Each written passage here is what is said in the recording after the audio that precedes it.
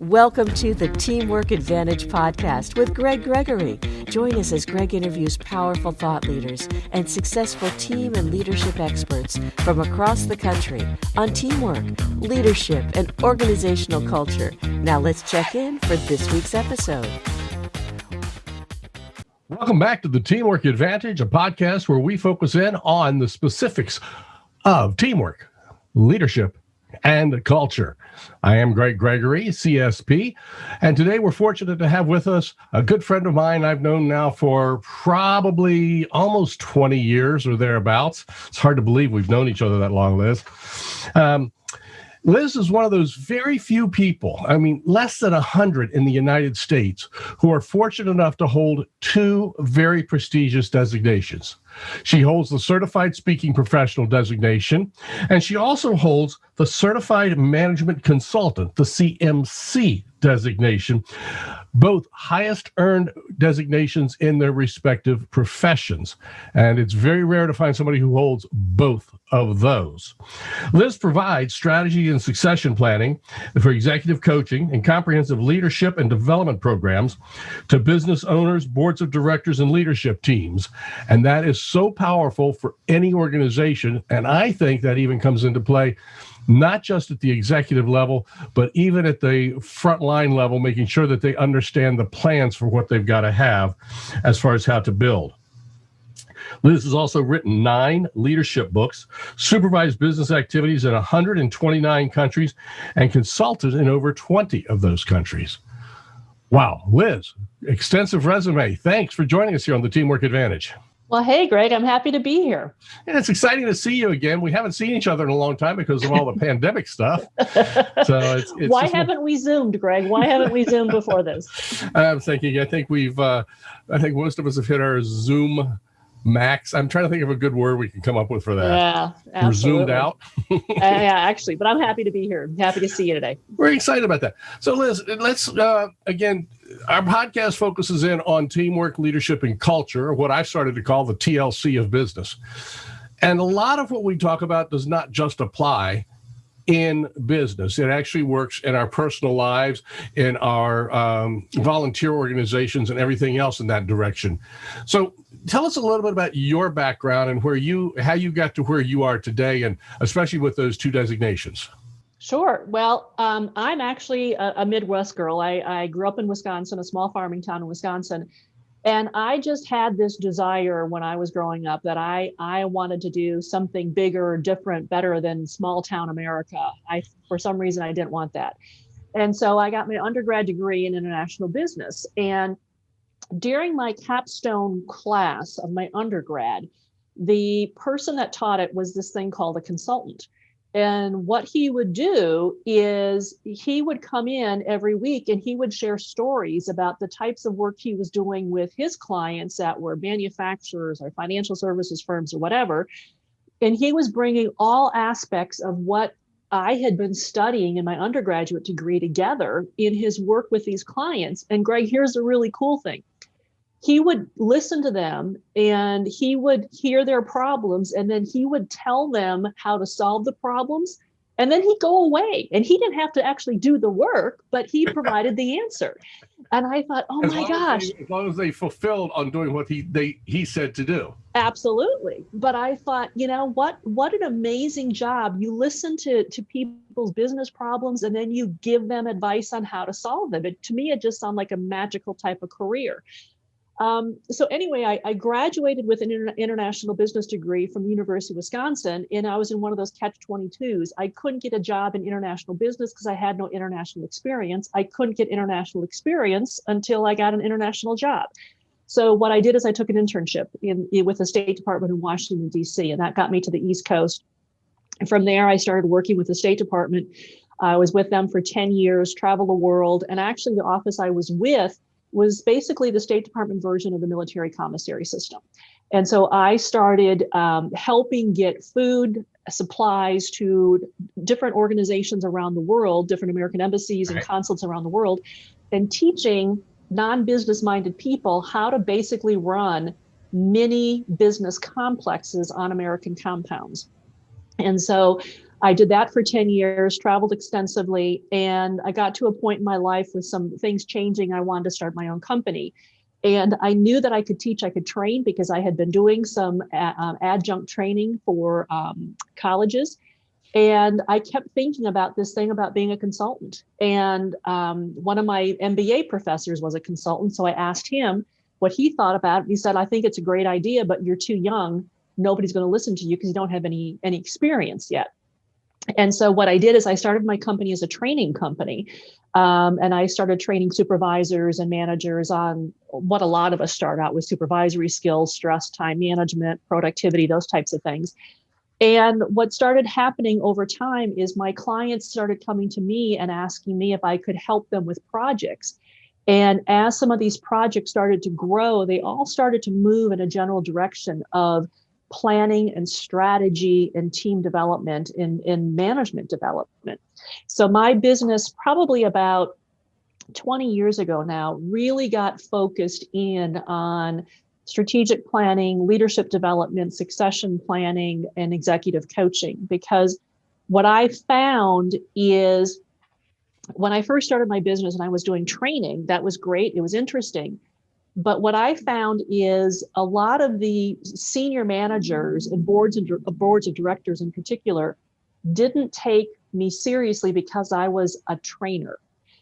But if I could get ahead of the process and ahead of the issue and get in with strategic planning and help them identify where they needed to take their organizations, and then teach their teams how to help move them in those directions, my credibility would go up. My ability to actually work with them and make an impact went up dramatically.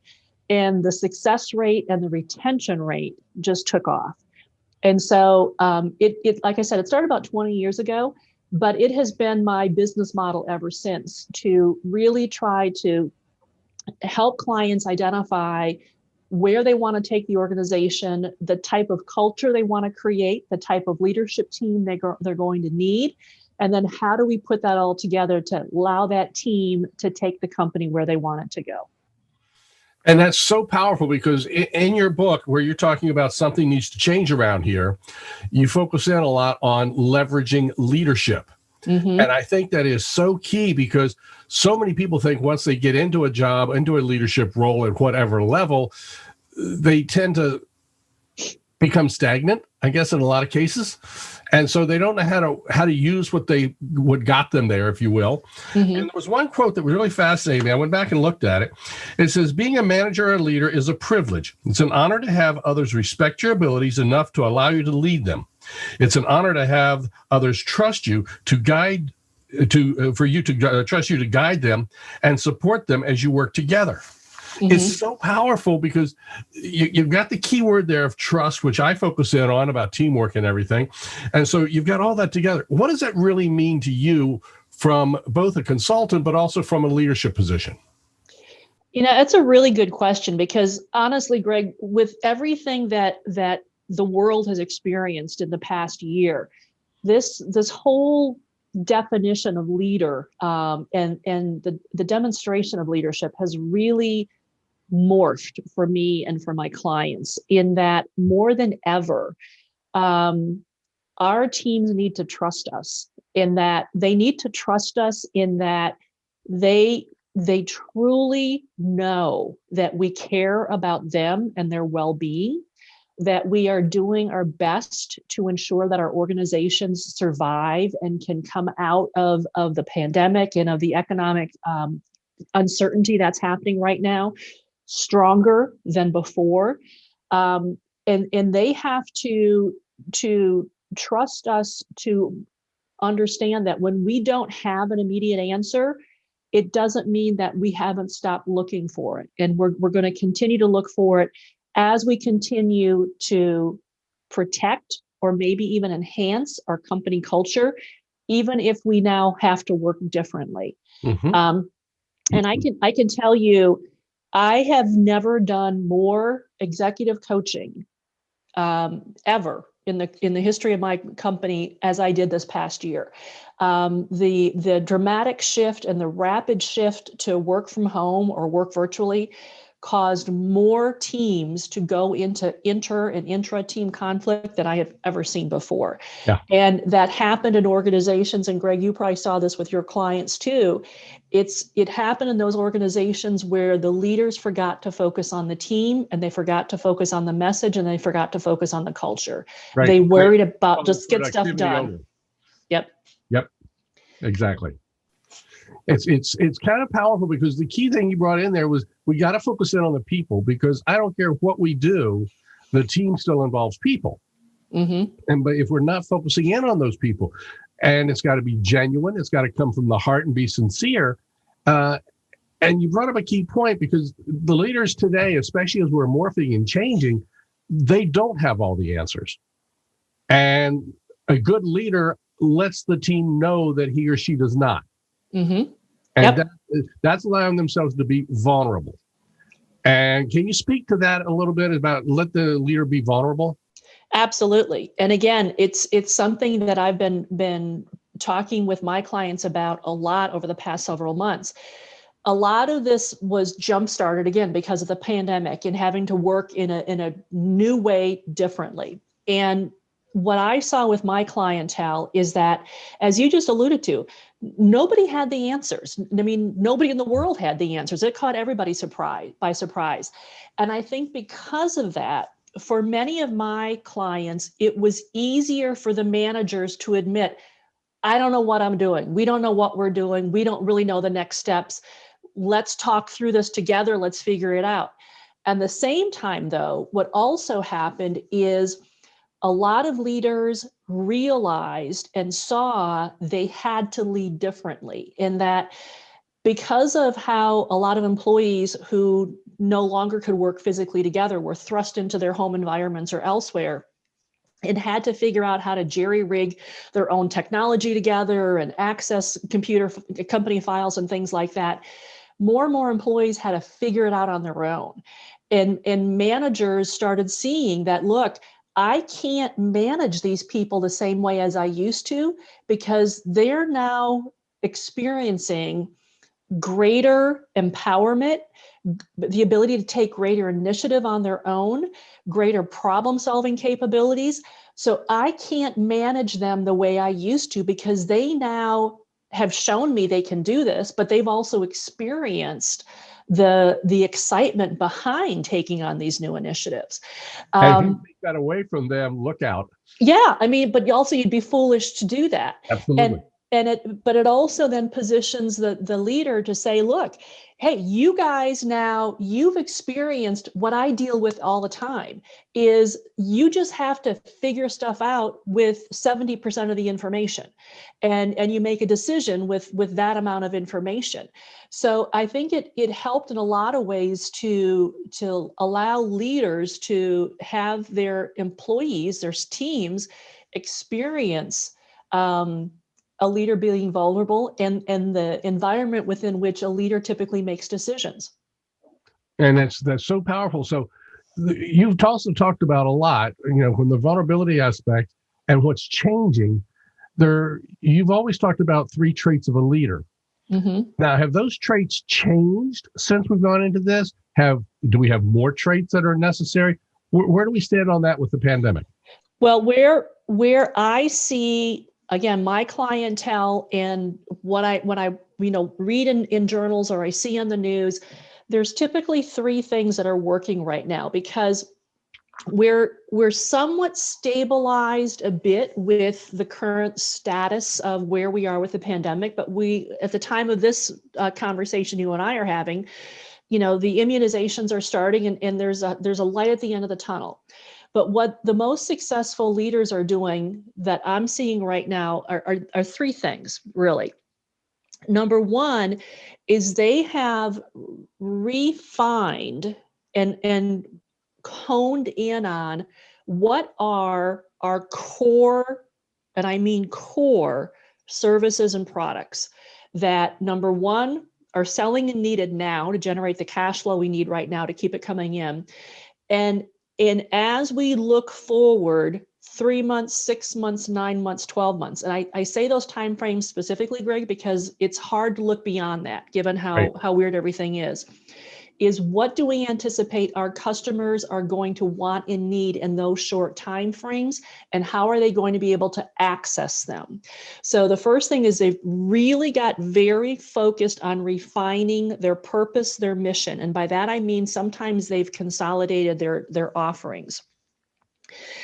The second thing that they're really doing is really focusing on and strengthening the team. This kind of goes back to what you and I were just talking about, is placing overt attention on ensuring that regardless of where team members are located, identifying how do I best support them now, and how are we looking to be able to support them 3 months, 6 months, and 9 months from now. And I had a call probably 3 weeks ago with the CEO of a large transportation company, and we're going to start doing some leadership training with them virtually, obviously. And I told them, I said, look, I need everybody to be on camera. And I said, so basic question, do every one of your managers on their laptops have a camera? And I was just asking that, like, just checkbox. And he said, wow, I've never thought about that. I said, okay, we've been in a pandemic now for almost a year.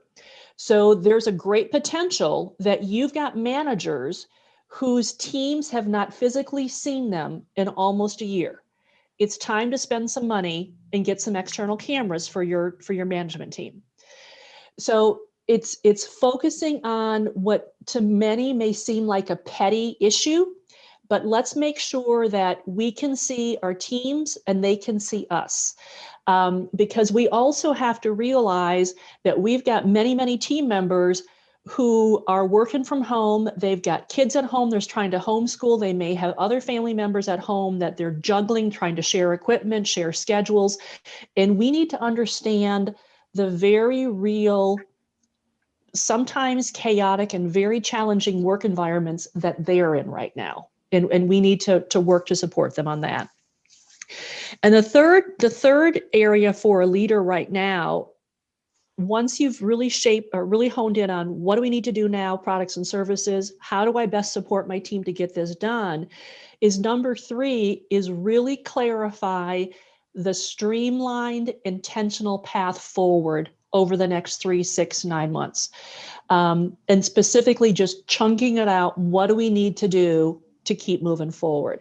And it's just a very, very refined, very intentional focus. And that's what I've been doing with my clients, and it's been helping, just particularly for those industries that have just been inundated during the COVID pandemic. Now, that makes a lot of sense for the executive levels. Am I correct in understanding that a lot of that same concept can really focus down to individual teams? Absolutely. Absolutely. Could be a frontline supervisor, a team leader, the same thing is here's what we need to get out today. Let's not worry about what we cannot control. Let's just get this out today to the best of our ability and the best quality possible so that we minimize customer complaints. We minimize returns. We minimize the potential for more work for somebody else in our organization or a bad reputation. Let's just do what we can do and get this out right now. Okay. Now, a lot of the listeners on the Teamwork Advantage work in call centers and help desks. Okay. And obviously they have now been remotely set for the last year plus. When you think about that, how does that change from a leadership point of view? Can you speak to something like that? How does the focus change from a leadership point of view? Yeah. I was going to say, because when you stop to think about it, they're working with different people in different areas, all providing a service as opposed to a product going out the door. So that's what I'm looking at here. Yeah, well, and I kudos to everybody that works in a call center and a service support center, because as they well know, the patience levels of individuals has dropped to negative levels. And so I encourage individuals who are on the phone, frontline support supervisors and team leaders for people in call centers, is to remind your team members that quite often the people calling in and complaining and seeming to be overly agitated by issues are frustrated with life right now. They're frustrated with the life they used to have is no longer there. They're frustrated with people having different views on the severity of this pandemic. They're frustrated with people having different views on political issues. They're frustrated with not being able to gather with friends or families, or if they do, others criticizing criticizing them for it. So there's just so much negativity out in the world right now that quite often, if we get someone to listen to us, we let it rip. And so for individuals that are working in call centers, if someone has a legitimate issue, they can't access a website, or they got to complain about a product, my anticipation is quite often the bulk of their hostility is environmental hostility. And so the matter of is, let's just help them with their immediate problem and support them along their way, because there's other issues that are not part of our complaint. Exactly. Now, you talked a moment ago about planning for 3, 6, 9, and 12 months.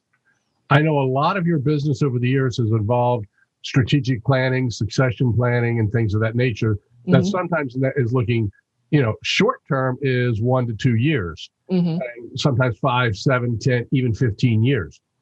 What's happening in that environment right now? I can tell you we're still doing 3-year planning. Anything beyond 3 years is really guesswork. But what we're doing is, and we've been doing this for a couple of years, is that 3-year timeline, Greg, it gives us a line of sight.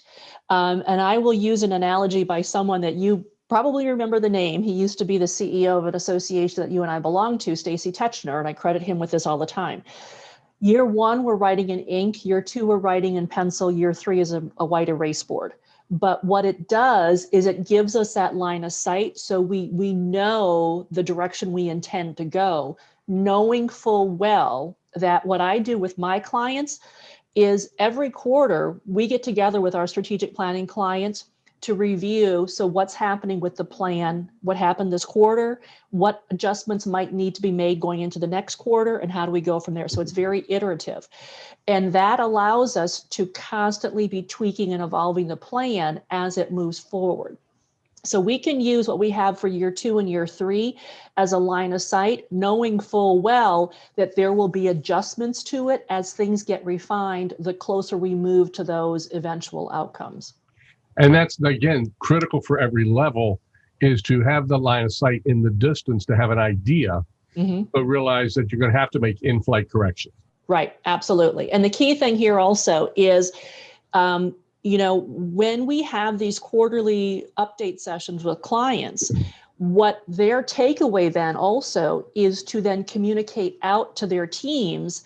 So we've just had a quarterly check-in. Here's where we're on target, and here's where we're lagging behind, and here's why.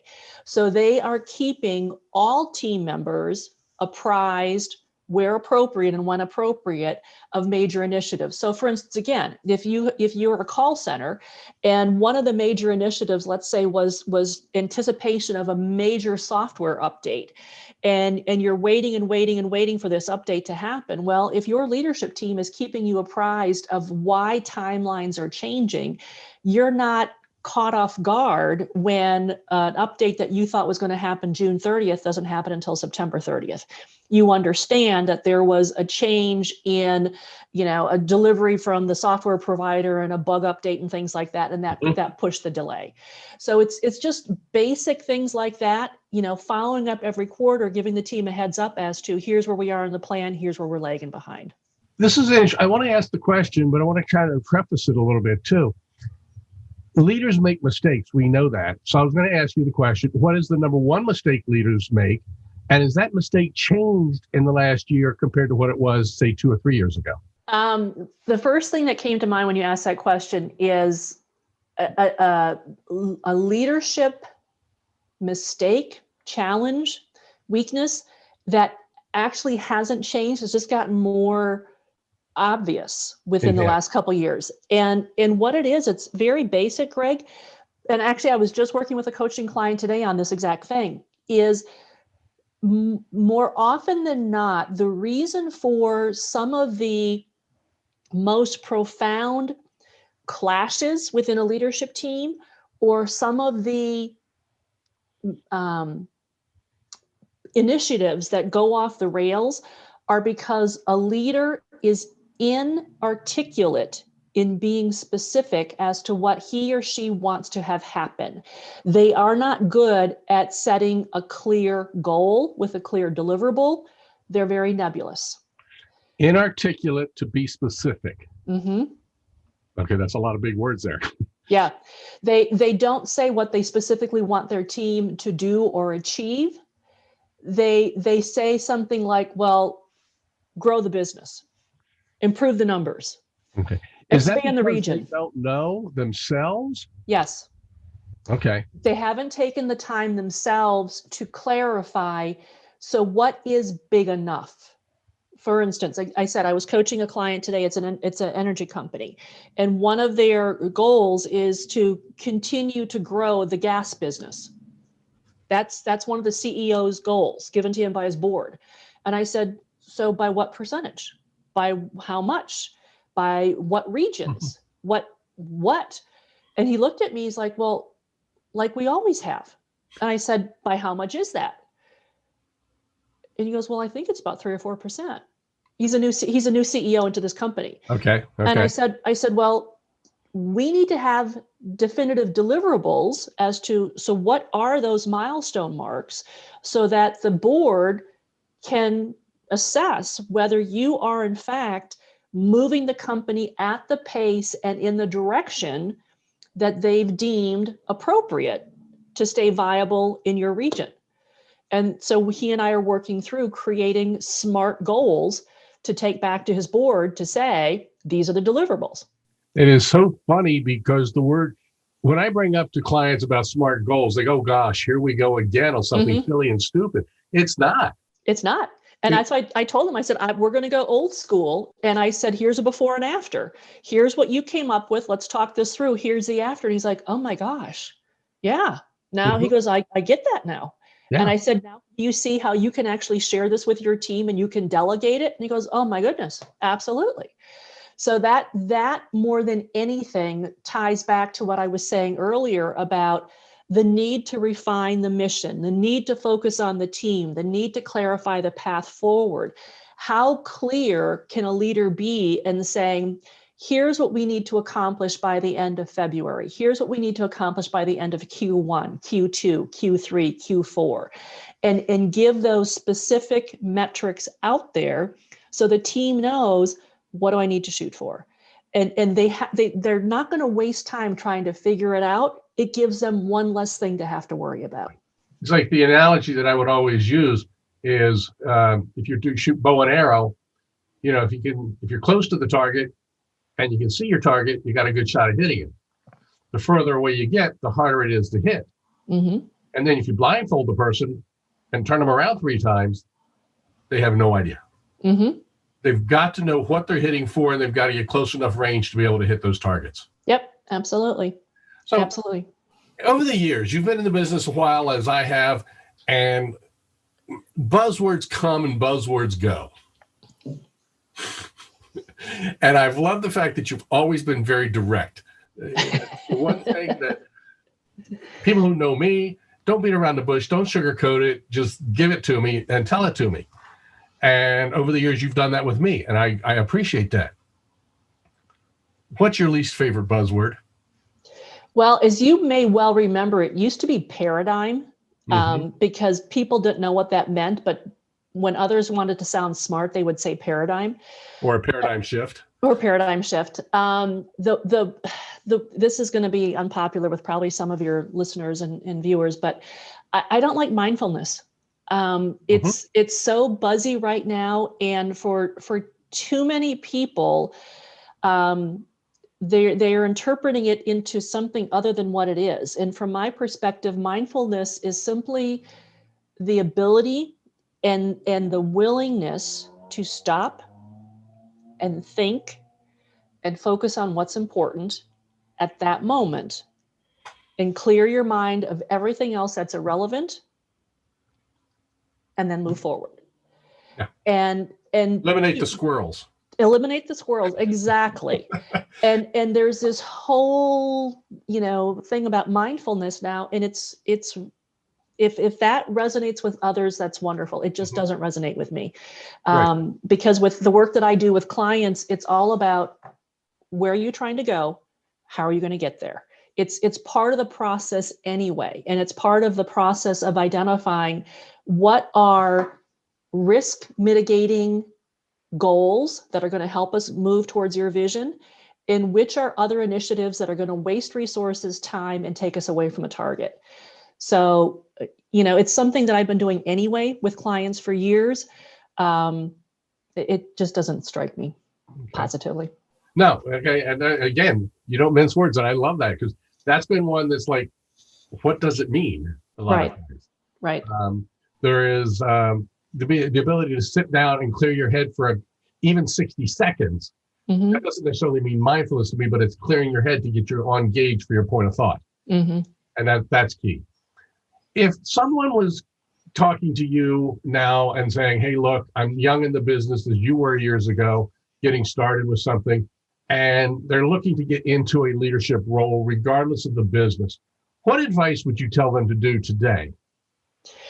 Again, another great question, because I actually had this conversation with one of my daughters probably about 6 months ago. She got her first management position. She was promoted into her first management position.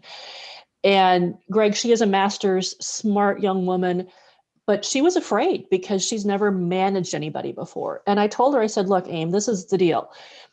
If you want to be a good manager, it's not a secret science. What it is number one, be willing to deal with the issues that are your responsibility that others before you have not had the courage to deal with.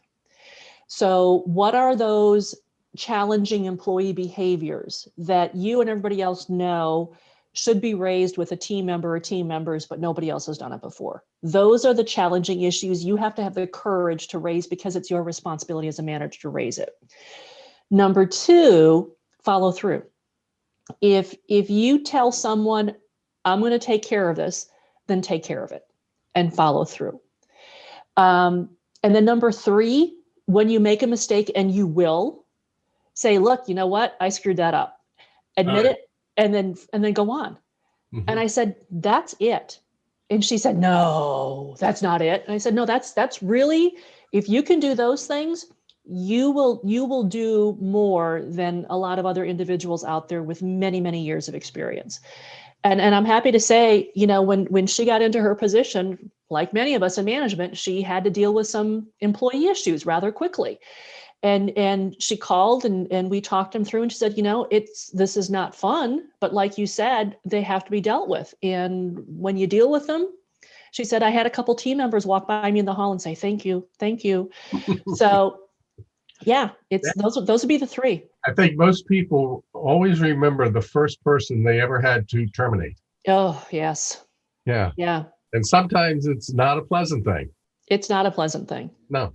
It's not a pleasant thing, but it's one of those things, and it kind of goes to your question here. I remember when I had to do it for the first time, and I almost physically got sick because I knew I hadn't done what I should have done to give this individual ample warning that her time was coming up, mm-hmm. and she was going to be blindsided. And I knew I had been a coward because of it.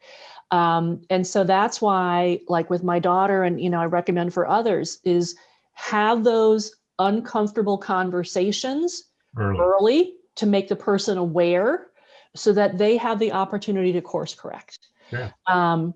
And it may be uncomfortable for you, but that's not the point. You're trying to help this person have an opportunity to course correct if they so choose and have the capabilities. Mm-hmm. If they don't, then that's not your fault. Then you take the next step and you keep moving forward. Right.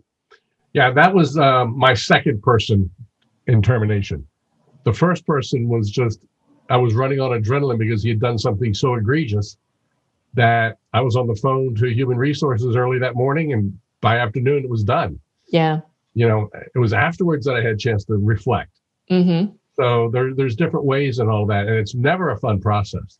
Well, it's not, and I mean, you're terminating somebody's income stream, and that's horrible. It's a horrible. It's a huge responsibility, and it's one not to be taken lightly.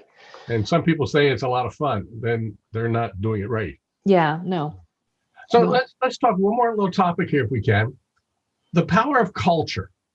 When you're in a leadership role, there's a culture above you, there's a culture with your team.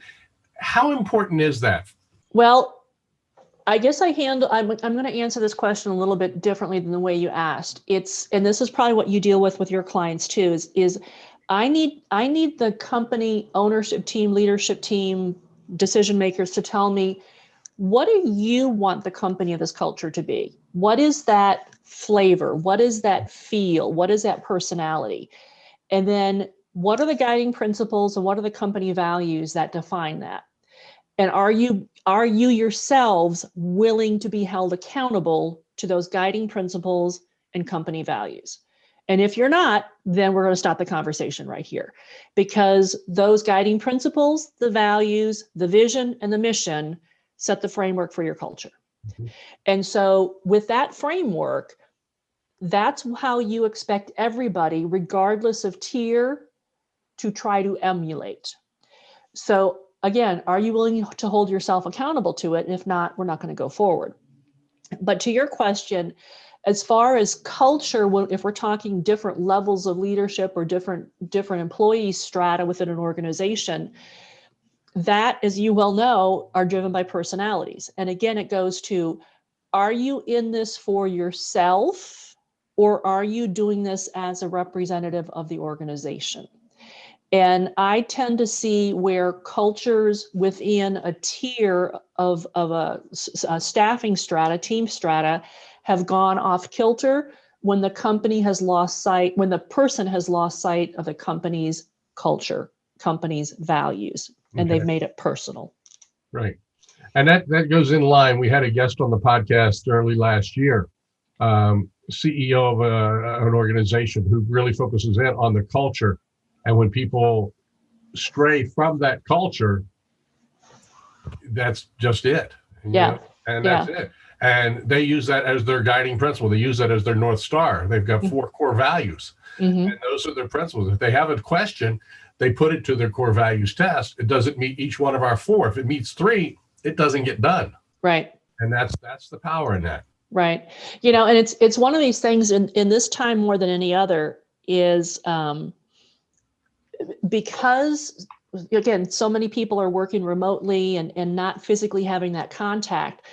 I've been spending a lot of time with my clients, like you probably have too, talking about the importance of culture, because people are craving it. They're craving a sense of community. Where is my group? Where is my tribe? Where are my peeps? I don't have people that I can laugh with in the hallway anymore. There's just so many times I can talk to my spouse or my partner in the course of a day, and I need some other peeps here. And so company culture is so important right now. And particularly, as I alluded to earlier, with the polarization of so many societal issues right now, people are just looking to be in communities of like-minded individuals. So company culture, corporate culture, organizational culture that speaks to the individual more than ever in my lifetime is important right now. And it's interesting because I believe every organization has a culture, whether or not it's the one we like is different. And it needs to be kind of redefined in today's environment.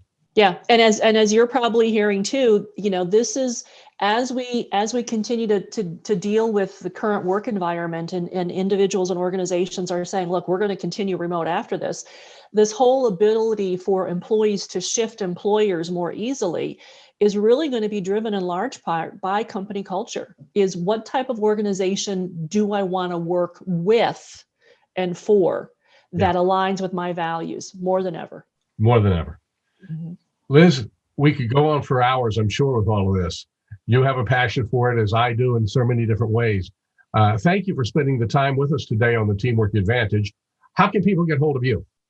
On social media, Greg, I'm on LinkedIn, Liz Weber CMC. I'm on Facebook, Liz Weber CMC, and the same thing on Twitter, Liz Weber CMC. And Weber has one B. I was going to say it's the one B, not two Bs. Yep.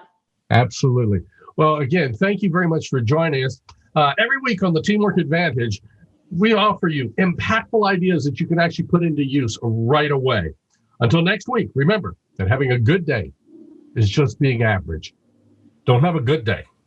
When you listen to the Teamwork Advantage, you're not average. So make today an excellent and exceptional day.